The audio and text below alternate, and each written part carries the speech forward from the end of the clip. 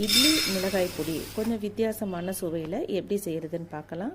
1 cup உளுத்தம்பருப்பு பொன்னிறமாக வறுத்துக்கணும், 1 கப் கடலைப்பருப்பு பொன்னிறமாக வறுத்துக்கணும், 2 கப் பச்சை வேர்க்கடலை எடுத்து அதையும் நல்லா பொன்னிறமாக வறுத்துக்கணும், 1/4 கப் அளவுக்கு எள்ளு, 1/4 கப் அளவுக்கு பூண்டு வறுக்கும்போது ஹை ஃப்ளேம்ஸ்லலாம் வைக்காமல் மீடியம் ஃப்ளேம்ஸில் வச்சு வறுக்கணும். எல்லாமே ஹை ஃப்ளேம்ஸில் வைக்காதீங்க, மீடியம் ஃப்ளேம்ஸில் வச்சு வறுங்க. அப்போ நல்லா உள்ள வரைக்கும் டீப்பாக நல்லா வறுபட்டிருக்கும். மிளகாய் வத்தல் நமக்கு தேவையான அளவு போட்டுக்கலாம். நான் 1 கைப்பிடி அளவு போட்டிருக்கேன். கருவேப்பிலை, பெருங்காயம், உருட்டி வச்ச பெருங்காயத்தை இந்த மாதிரி நல்லா வறுத்து எடுத்துக்கலாம். தேவையான அளவு உப்பு போட்டு மிக்ஸி ஜாரில் போட்டு நல்லா பொடிச்சு வச்சுக்கலாம். இதில் நம்ம வேர்க்கடலை சேர்த்துருக்கிறதுனால சின்ன பசங்க கூட ரொம்ப விரும்பி சாப்பிடுவாங்க. ஒரு 4 வயசு 5 வயசு பசங்கள்லேருந்து கொடுக்கலாம். நம்ம வேர்க்கடலை வித்தியாசமான சுவையை கொடுக்கும்.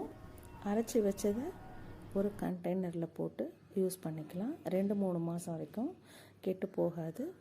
இந்த பொடிக்கு நம்ம மிக்ஸ் பண்ணுறதுக்கு நல்லெண்ணெய் யூஸ் பண்ணால் ரொம்பவே நல்லது, ரொம்ப டேஸ்ட்டாகவும் இருக்கும். சேனலை சப்ஸ்கிரைப் பண்ணுங்கள், ஷேர் பண்ணுங்கள், லைக் பண்ணுங்கள். Thank you so much.